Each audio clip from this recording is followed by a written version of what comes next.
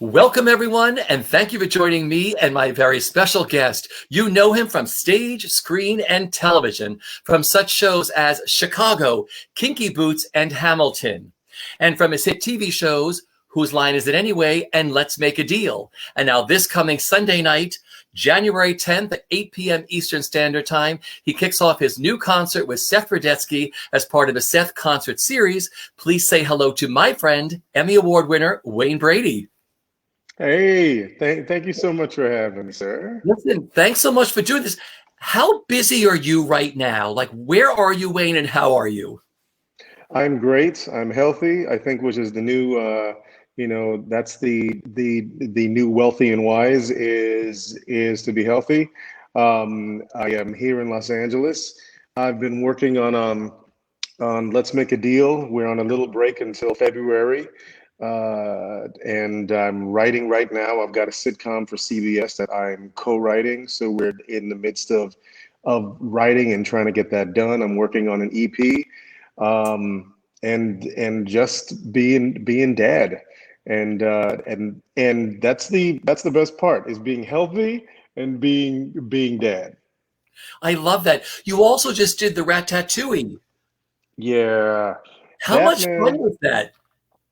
that was so much fun. I was trying to explain to someone the other day, I think it might have been in an interview, that I was saying that the best part of, well, two amazing things about doing Ratatouille. The first thing was to be able to be a part of such an amazing experience, to raise money for all of our Broadway and stage brethren, both on stage and off.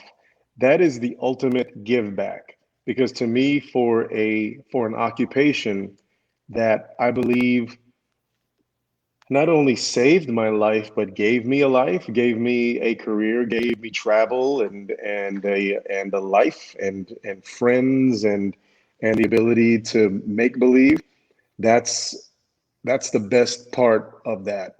And the second piece is to just play. Yeah. Everything has stakes to it. You know, if you're lucky enough to be on a TV show, much less two or three at a time, there's always stakes. The shows are these multi-million-dollar properties, and you never want to mess up, and you're on camera, and there's so much money and jobs on the line.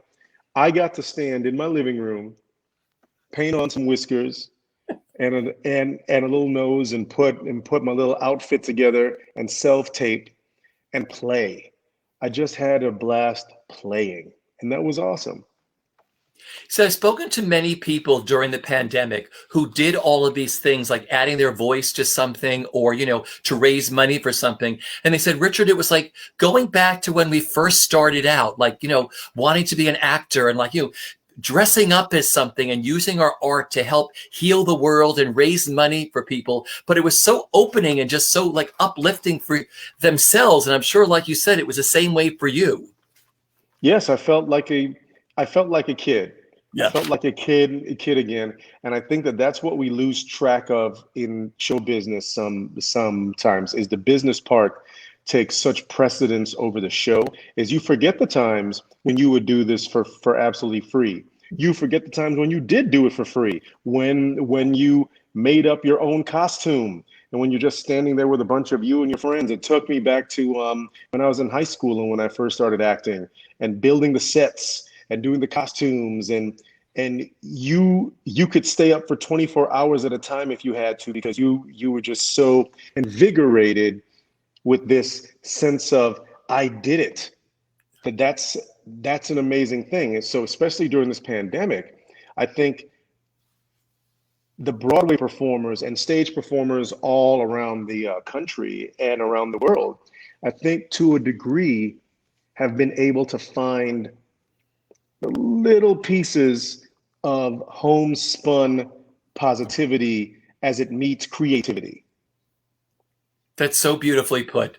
This coming Sunday night, you kick off your concert, January 10th at 8 p.m. Eastern Standard Time with Seth Radetsky. You'll be singing Yeah, again. How excited are you? I was so excited. That video that is being used as the as a promo. I I was making fun of Seth because because you know how Seth talks. So even when he texts you, Queen, I want to use this video. My producer thinks that it's amazing. And I texted him back. I said, Seth, I'm in a onesie in my studio with a weight rack in the background because we were just doing a sound check.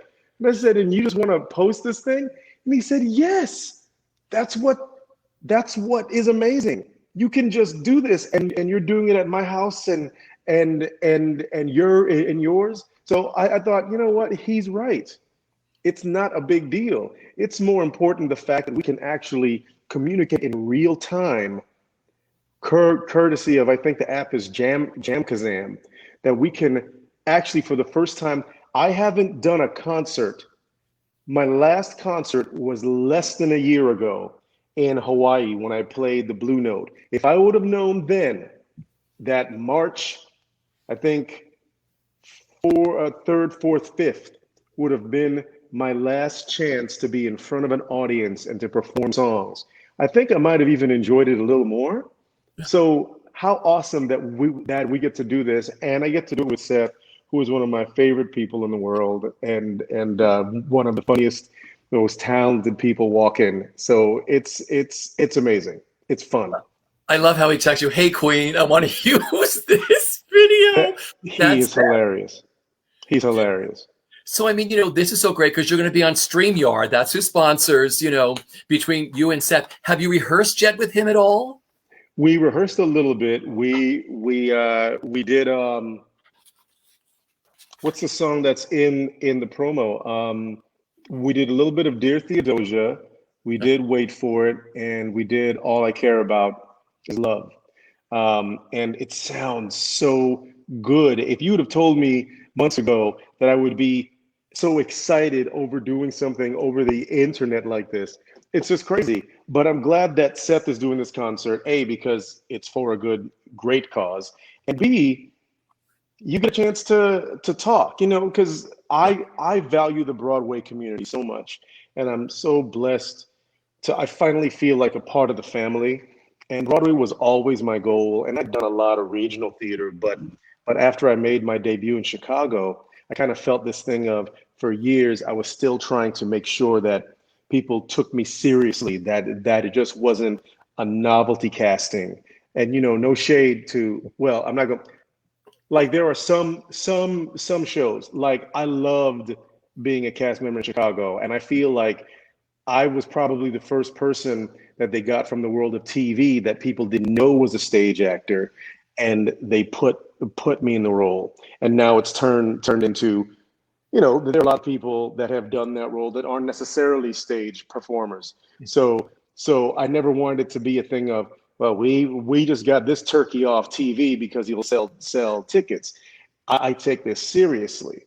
So to be able to tell my story to a few of the people that may be the uninitiated, that makes me very happy. So what kind of songs, what can your fans expect Sunday night? Like composers, what songs, so which shows are you going to do? Well, Seth wanted me to take, I think that what everyone's been doing is a journey through your career.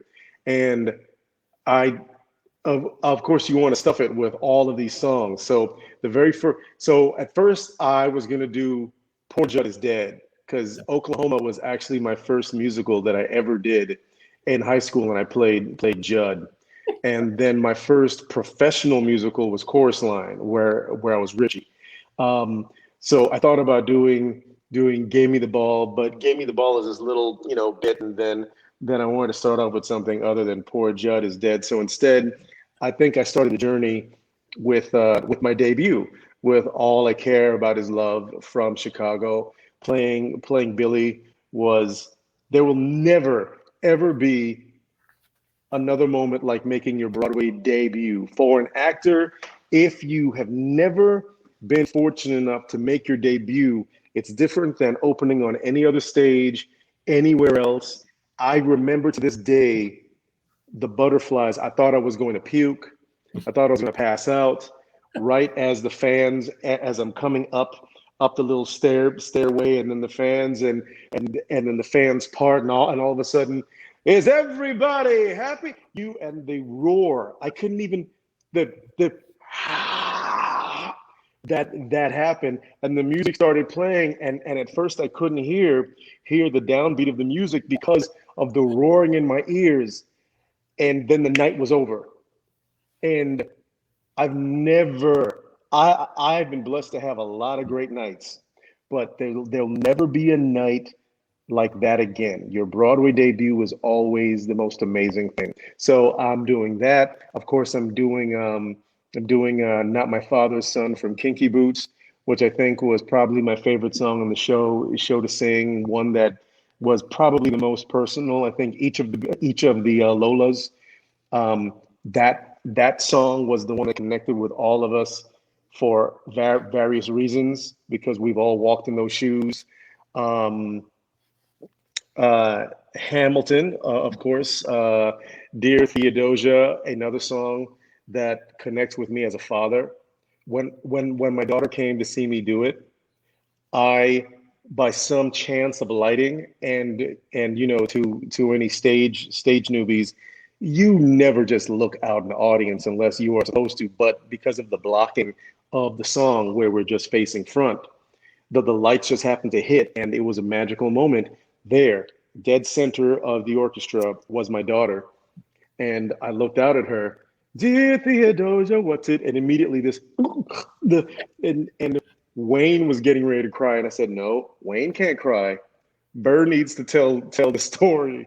But I felt such a rush of emotion that being my daughter's dad is the most important thing on this earth to me. So Dear Theodosia, that's my jam. And I'm also doing Wait For It. Lynn wrote an amazing score, and I love saying his words. I think I'm also doing Tennessee Whiskey, which was one of my numbers on Masked Singer. Yeah. I'm doing Change Is Gonna Come, the song that was nominated for a Grammy. And besides that, it's just become one of my personal anthems, because when you look around, we are in the worst off Broadway musical known to mankind. We are living a bad show daily. And so a song like Change Is Gonna Come, written by the amazing Sam Cooke, is kind of that thing of, okay, this sucks right now, but a change is gonna come. We've made it from here to here. We have to make it through. So I wanted to include that just as a message of hope and inspiration. And a lot of other songs, I can't think of them right off the top of my head. But Matt will throw some things in for you too. He'll be like, Wayne, you should have done this. Sing this show. That damn Seth. Yes, of course he is, because that's what Seth does. Meeting Seth is probably one of the coolest things that happened to me during the times I've been on Broadway. It is meeting him and then becoming his friend. He is one of the coolest. Oh, I'm doing Santa Fe from Rent, where I was Collins. Spanish Harlem from Smokey Joe's Cafe. I was cast in the workshop right up until that latest incarnation of Smokey Joe's, directed by Josh, by John Rando, and my friend Josh choreographed. Yes, oh my God, that dude is one of the most amazing dancers and one of the coolest people. Yeah. And my friend Allison Solomon was his right-hand man. So that was one of those shows that I was cast in so many times, and I was cast on the national tour, and I was supposed to be a replacement on Broadway, and I just never got a chance to do it. So getting a chance to sing a song from Smokey Joe's, that makes me very happy. I do Wait For It. So you wanted to meet the wizard from The Wiz. Andre Shields is one of my heroes. So to tell everybody that I got to be in Ratatouille with him, I can put it on my resume. I've been in a show with Andre DeShields. That is great. What part of, everyone's turning part of their house into a studio. Where are you going to tape this from Sunday? Where are you doing your live concert? Well, I'm trying to make my mind up. I have a rehearsal studio outside where we shot that thing. Yeah. Um, and I might do it there, or I've also there's also, you see, that I've got a Ooh, setup here in part of my living room. gorgeous. Um, so oh, thank you. So I'm thinking that I may end up doing it here because it's prettier. But if I can get the acoustics right in the studio, then I'll do it out there. I think every actor has become a sound man, a lighting expert, a scenic designer, a set designer, editor. Stage manager, places Wayne. Yep, places. Thank you. Yeah, it's been amazing for creativity. I think that's why the stage people have been uniquely positioned Yeah. to get it done, because the first lesson that most of us are taught in high school or elementary, or whenever you're doing it, is you have to be able to do everything on this set. Yeah. Your house looks like a concert hall over there. It looks like a television special with your piano. Every single day. Yeah, like that's what I just figured out, that this is that so I don't have to go outside and go on tour to perform. I'm gonna make this my venue. Well, it's sensational. You know, you talked about your Broadway debut in Chicago. Brilliant. I was there that night. Now, listen, I have spoken to No so many way. Phillies. Oh, yeah. You and I have talked about this before. I think I told Yes, you when I that's met Joe right. Allen. I miss seeing, don't you miss Joe Allen? Oh my God, yes. I just miss going there, and oh yeah. There's Our haunts. Yeah. there's so much that this pandemic and the dumpster fire that was 2020, Yeah. going into 2021, have taken from us. But you know, the cool thing is, I truly believe that Broadway has a resiliency, and stage people in Yeah. general, there's a resiliency that we will be back. We will go to Joe Allen's. We will be able to have fun. We will be able to come and support each other in different shows. It's going to happen. It's going to Yeah. happen. Well, I've spoken to many Billies, and they said the scariest thing, it's the entrance because you're backstage, it's pitch black. You come up there, it's pitch black. Oh, You're there, and all of a sudden you're hit by a big spotlight and you can't see anything. So tell me about that moment the first time when you were like, I can't see the stairs. Could you feel the stairs? You just get hit by that light, right? my hand was on a railing, and I was trying to prepare myself, because you have a put in. Yeah. So even in the put in, that's when you first, which even the put-ins, you know, that if anyone is input into a show, it's still going 0 to 60, because you've been in a rehearsal hall with you, and maybe the choreographer, maybe one of the swings has come in and worked. Okay, sure, but it can't prepare you for stepping up on stage and everything being full tilt boogie. And when I popped up, it was even different than the put in, because I was ready for the light. He was like, all right, I'm ready for the light, but I wasn't ready for the Yeah. light and the sound. When everything hit me at once, I honestly thought, oh my God, I'm going to puke. And not only am I going to puke, but I'm going to be the first person on Broadway to puke on their entrance, and I'm going to miss the beginning of the song. And all this is going in my head at that second. It's like, no, no, no, no, no, no, turn it up. And as soon as I open my mouth, though, that's where you start to find your footing. You're like, well, I'm committed now. I'm on stage, right? So I might as well do it. There's no turning back at this point. I can't go back. Yeah. I can't go back into the tunnel. Just amazing. No, because everybody said, Billy said, is everybody here? Is everybody ready? You're supposed to be dapper. Like, I can't see the stairs. Well, here is the secret. Right before that moment of everybody here, is everybody ready? You're like, oh my God, I can't see. Hold up. Is everybody? You have to turn on the dot. And one of my favorite Billies, Christopher Siebert, Yeah. he actually, I followed him, I shadowed him backstage. And it was funny because as long as he'd been doing the show up until the point that I saw him, he still had the moment of, it's like, okay, all right, I got to make sure that, oh, so it's so cool to see even people that you admire can have a case of the freakouts. No, I love that because Christopher told me that story too. So you shadowed him. I know Adam Pascal shadowed him because he's like, this is the big thing. You're in the dark. You walk up in the dark. You're standing on a step in the dark, and you get hit by a light, and you can't see anything. It's amazing. It's amazing. I love it. You know, growing up, your love for theater? Did you start working in theme parks? Yes, I started, but my love for theater was already with me. I think one of the best things that my grandmother that raised me did without even knowing.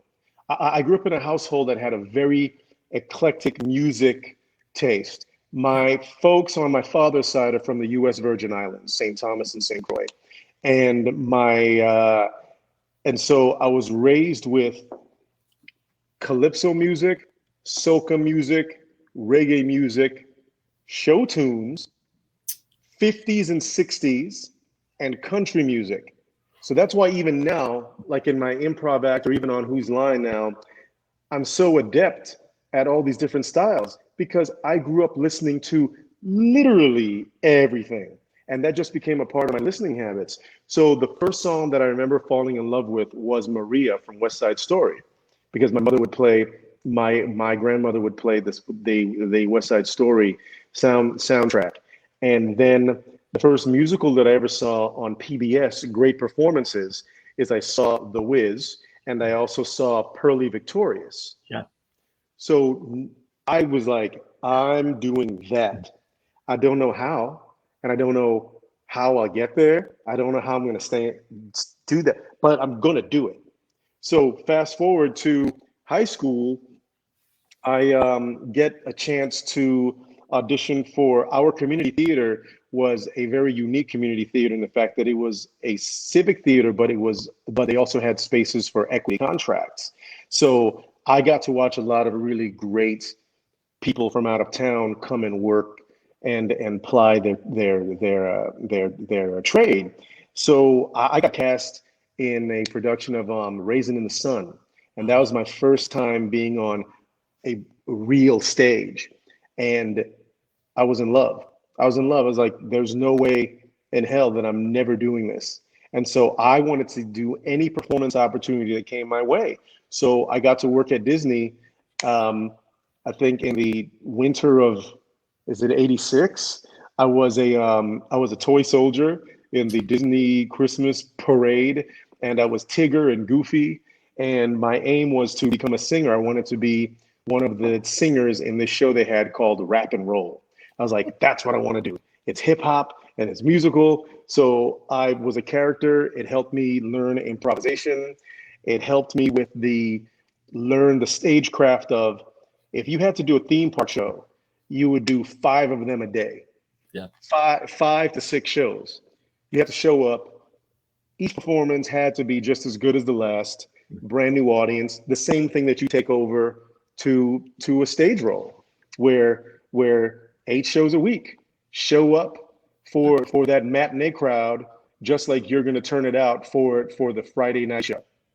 And so I really give theme parks a lot of credit for instilling a work ethic in me, besides doing a lot of theater there. But theme park taught me that lesson of, oh my God, I'm so tired right now. The audience doesn't care. So that's just what you've got to learn. And I got a chance to do a lot of really great theme park shows. In fact, Leslie Margarita, shout out to Auntie Leslie.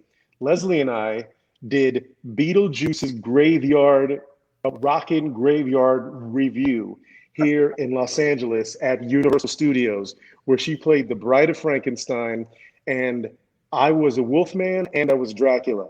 So we got to do that 5 times a day, and we were in the same cast. And I always knew that she was going to be a star. She was the first one of us in our cast to kind of go off and start killing it. And then Sandra Allen, who later starred in Drum Flower Song. Flower Drum? Love her, yeah. Yes. Flower Drum. Yeah, she was a bride of Frankenstein. Who else got their start in theme parks? Right off to Stephanie Block.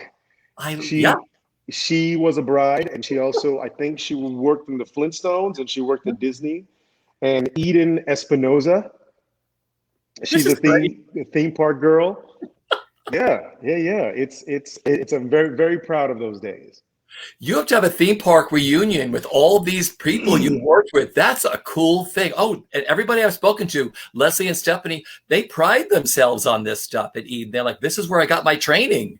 Oh yeah, that is invaluable training. In fact, that's what I tell my daughter, Yeah. who's an actress as well, and she's going to be mad that I'm going to say this, but she got accepted to AMDA, um, and a bunch of other schools. So she's Yeah. making her decision right now. But I was telling her, I was like, look, you have the opportunity, no matter which school you go to, there are things that you can only learn truly in the moment, like theme park training. Folks go, you worked at a theme park? It's like theme parks taught me so much. It's because of my theme park training that I could do 8 shows a week as Lola, because I was used to putting up with discomfort and with heat and with and wearing things that are very uncomfortable for me, and makeup. You know, it teaches you a work ethic, and I say, look, if you can succeed in a theme park, you can succeed on Broadway or on TV show. Yeah. I look at a TV show as the same thing as doing a theme park show. It just happens to be for millions of people, but I still have to show up. Yeah. Well, you have millions of fans around the world because of Whose Line Is It Anyway? I mean, you've opened this whole new world for people. How many seasons and years have you done on that, Wayne? Oh my God, you know what? I don't know the exact Yeah. number, because the initial run of Whose Line was 10 years. So 10 Yeah. seasons on a show, that is ridiculous. Um, then it was off the air for quite a few years. And then we started another run on the CW. And I think we're in our sixth to seventh season of that. And we just got picked up for another season right now. That's going to start airing. I think it's going to start airing later this month. So, and during that entire time, it's been on the air the whole time, Yeah.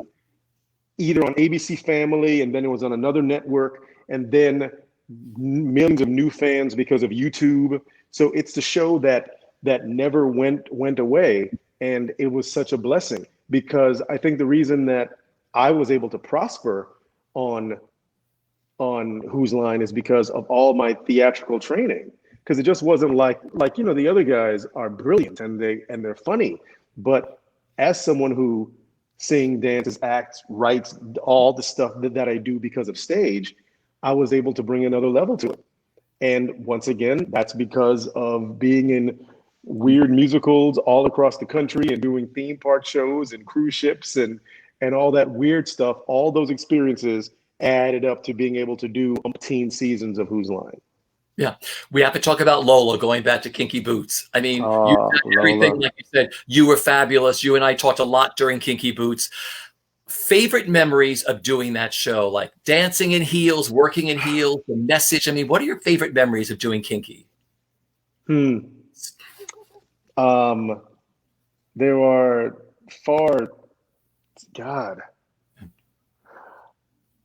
just off the top of my head, I remember going to New York and watching Kinky Boots for the first time. And when you see something as a performer that you're like, no matter what happens, I'm going to do this role. I have to do this role. Um, and I remember talking to Billy backstage, when he was leaving, and he actually said, "Have you thought about coming and doing this?" And I was like, "Billy, I want to do it so much, but I don't know if people will accept me, and I don't know, and blah, blah, blah, blah," the little violin for Wayne. And Billy snapping me out of it and going, "You need to shut up. You are going to do this role." And lo and behold, I get the call asking me to do it. And I showed up to New York, and it wasn't an audition, but well, they said it was an audition, but I like how it was like a smooth. Why don't you just come and sing through the songs and let's see where you stand with it. Now I've been doing this a minute. I was like, that's an audition, but it's okay because I want this role. Yeah. As soon as we went in and we sang "Sex Is in the Heel" and "Not My Father's Son," and I tried on the shoes. Going to get the shoes made, that's a favorite memory. Having Shangela, I flew Shangela out as my drag coach because I think that I eventually I killed Lola. You can't tell me otherwise. But I will be honest to say that I think that starting off, I was a little clippity cloppity in those heels. You know, like I was walking. So once I could even stand in the shoes, that's why I flew Shangela in, and I will forever love Shangela for taking a couple days and coming to my put in and going, ooh, no, girl, your feet and you're walking like this, and so I remember that. I remember my put in. I remember singing "Not My Father's Son" for the first time on stage in the moment, the emotion. I remember just like the moment in Chicago of making that entrance. I remember doing the part of the scene where you're hiding your face from the audience. Now, fellas, calm down, and then you're running, and then just as you walk and you take everything off and you turn, Lola, boom, and you turn, the same thing happened. It was a matinee. It was a Sunday matinee, but it was packed. There was standing room, and as soon as they turned, doom, doom, doom, doom, doom, doom, doom, doom, doom, doom, doom, he started talking. It was an out-of-body experience, but I was such a mess. Leave expectations at the door. The wig, I was sweating so hard because my heart was moving so fast that I was trying to, it's so hard to breathe and calm yourself down at the same time. So I'm trying to calm myself down so I don't look like I'm freaking out, but I'm sweating. Yeah. The more I sweat, shout out to Sonia who did my makeup. It's just blue, and my wig is sticking to my head, and I'm and dancing and twirling, and it's stuck to my head, and I felt like a piece of my costume was gonna come off, so I'm trying to get my tights right, and it was just I was such a hot mess, but at the same time, it was the most amazing feeling. I felt so alive because you're incredibly present. Sometimes on stage when you've done something for so long, it's possible for your mind to kind of split off and you're doing what you do, but there's a little piece of you is like, oh, so as soon as we finish, I'm gonna meet my aunt at Joe Allen's. I'm so glad that she was able to come in and catch me, and I gotta blah blah blah blah blah.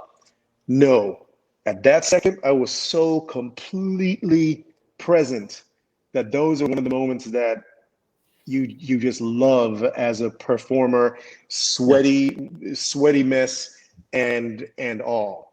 And then to have Jerry Mitchell come backstage afterwards and hug me, and Cindy was there and Harvey was there, and yeah, that is one of the most life-changing.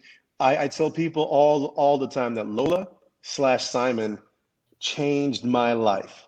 It changed my life, and the lessons that I learned doing that show, I have with me to this day, and I will keep with me for the rest of my life. And then there's Hamilton. I mean, you get to enter the Lin-Manuel Miranda world of that masterpiece. What was that like, stepping into the shoes of Aaron Burr and Lin-Manuel? His world. It is, gosh, I feel like I've just been talking the whole time. But you should be. Well, really fast, I'll say that Burr is another one of those. I've been so blessed that when I've put things out in the world that I want to do this thing, I've gotten a chance to do them. But the common thread is I've had to work my ass off to make sure that I do it. It just doesn't get tossed to me. Now, I've known Lynn for years. I've been friends with Lynn and Chris Jackson and Thomas Cale for a long time.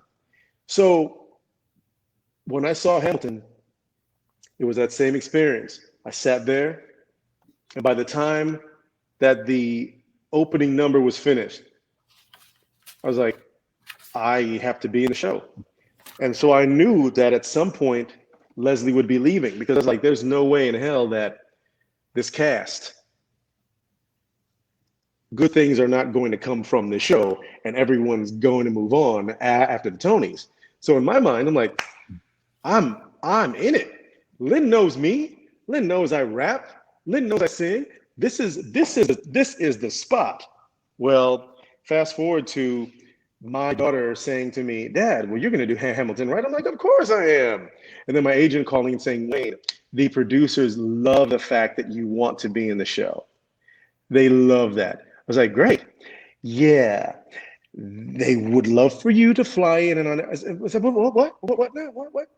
So I flew in and I auditioned. And I will tell you what, I think I had 3 separate calls to make sure that I went in. And the first call wasn't with the creative team, wasn't with the people that knew that I did what I did. It was the guys over at Bernie's office, which I've worked with Bernie for years as well. But I went in and just auditioned with other super talented people, but it's not you can never, and that's why I love Broadway and stage.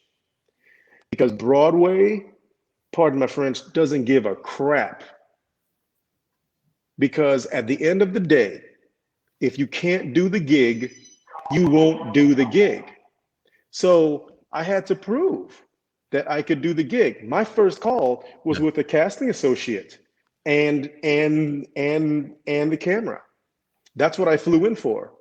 I flew the 5 hours to go to New York and put myself up because it meant something to me. And then I flew back for the callbacks for the same thing. And then I flew back for the final callback, which was weird, because standing in front of me as I come in to audition is Lynn and Alex and Tommy. So I am standing in front of them. How does a bastard, orphan, son of a whore, and as I'm doing it, Lynn is in front of me. And in my mind, I go, that's Lynn. You've had drinks with Lynn. This is crazy. I've been in a TV show with Lynn. He's saying his words. And I don't know if Lynn realized that he was doing this, but as I'm saying it, he's like, so I'm looking at Lynn's mouth as I'm trying. It's like, stop it, Lynn, stop it. Don't mess me up, because I really want this. So I did a few songs. I screwed up the room where it happens. I messed up and I had to stop, and I had to remember the audition 101 rule. I said, okay, you know what? Let's just stop. I'm going to take a second, because it's your audition. So you have to claim control of your audition. And I went back, and I knew that I did well, but you know what? When I walked out of that room, there was a part of it that's like,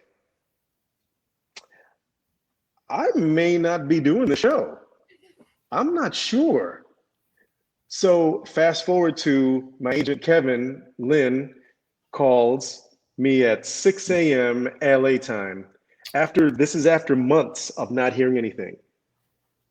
And immediately I knew what that call was about. So I called my daughter into my room, and when he said it and I put him on speakerphone, he said, Wayne, they would like to offer you the role of Burr, and can you start in, I think it was in a month. My daughter and I are jumping up and down on the bed. We did it, because Miley coached me. Like every teenager in America, Miley knew all the words to every song. So she was my audition partner. And later she was my rehearsal partner. So I dedicated my entire performance to her. If it would not have been for Miley, she was my main reason for wanting to do that show, because I knew how much it meant to her. and I wanted to be in it. So fast forward to my opening night. I've gotten blessed to do some amazing openings. So I'm standing in the wings. You hear the hubbub. The king speaks. Dun, dun, dun, dun, dun, dun. I stepped on stage and now you've seen it many times. You walk out. You have to be the epitome of cool. So I walk out. Dun, dun, dun, dun, dun. That's my face on the outside.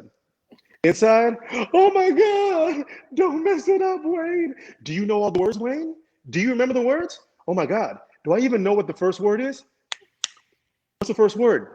What's the first word? It's something bastard. Oh my God, Wayne, you don't know the first word. All that is happening in my head. And then you hear, bum, da da da dun. I didn't hear the bum, da da da dun, dun, dun, ding, ding. How does a bastard? I know I was off for the first half a measure because I was trying to catch up to it because I couldn't hear it. And then the whole front row full of screaming teenage girls that all know the lyrics. So immediately you're like, don't mess it up, because these little girls will find you backstage when you're signing autographs and they'll beat you, Wayne Brady. Don't you dare mess Lynn's words up. At some point, when close to the end of the opening number, I think when I went on, what's your name? And you turn, Alexander Hamilton. And I'm going, oh my God, I'm in Hamilton. I'm in Hamilton. I did it. It finally sunk in. And I have to tell you, it is one of the coolest, and I've said this about the other shows, but there will never be another experience in my life like going into Hamilton. Because each experience is singular, to be sure, but I learned the show so fast that I've never been in a show where I've had to second guess myself so many times as I'm speaking. As the words are coming out of your mouth, you're like, are you right? Yeah. Are you sure you're right? And I know that there were nights when I just made stuff up. Like one of my first nights on stage, one of my best friends now is Chris Lee, who played Lafayette. And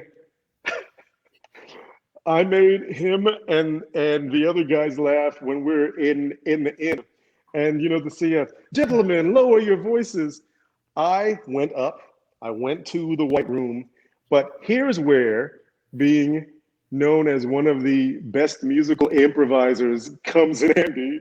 I said something. I don't still know what I said exactly to this day. I went, gentlemen, lower your voices. All of us now making these noises, come to an understanding that we can see. I'm just going to sit here. You can agree with me. Something happened. And I'm looking at the entire ensemble is looking down, and everybody's heads went, what the hell did he just say? And it was one of the coolest moments because I thought that I was going to pee myself on stage. And that show was so special, man. I can't, to be a member of that family, you've accomplished something. Yeah.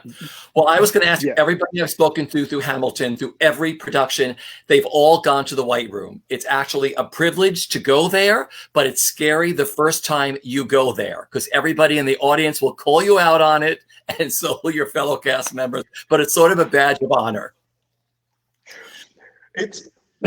I heard that Josh Henry, Josh was the bird that I replaced. So I think Josh is one of the most amazing people I've ever seen on stage. So when I heard from other people that, because I was feeling down on myself when I was learning the show, I'm like, oh my God, and they're gonna think I'm a hack and I'm this because I can't remember. He said, Josh forgot things all the time. It happened to everyone.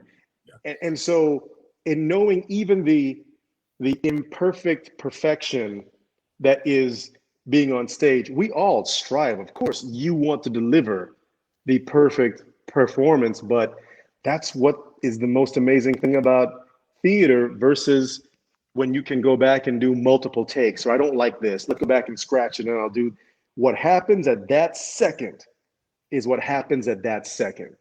And it's just beautiful. So I'm proud to have been in the White Room. I love it. I've kept you much longer than I should have. Listen, I want to just congratulate you on your show, Making It Up, which of course you took to Las Vegas and all around the world. I mean, you went to India, Australia, South Africa. That must have been so brilliant for you, Wayne, to do that, especially India and South Africa. Aw. It's truly a test of the power of TV and the internet. But people appreciating the simple act of it's just talent, no props. It's just myself and my partner Jonathan on stage creating, and to be able to do that. That's one of the coolest things. That's what I loved about doing Freestyle Love Supreme. With my other friends, that there's nothing like the art of instant creation. And I can't wait to get back on stage and do it again. Yeah. I also want to give a big shout out to your Grammy nominated album, A Long Time Coming. It's on I play it all the time. I got it on my apps. I listen to it on all my stuff here. Absolutely beautiful on that. You do so many movies too. You lend your voice to so many incredible characters. I mean, what a career you've had. One of my final questions for you, Wayne, is now that we're over 301 days since the New York theater shut down, 9 months. We're now into 2021. And as we're hoping, what are you looking for the most? How you want the theater to open? What are your thoughts on that? How would you like to see the theater open again?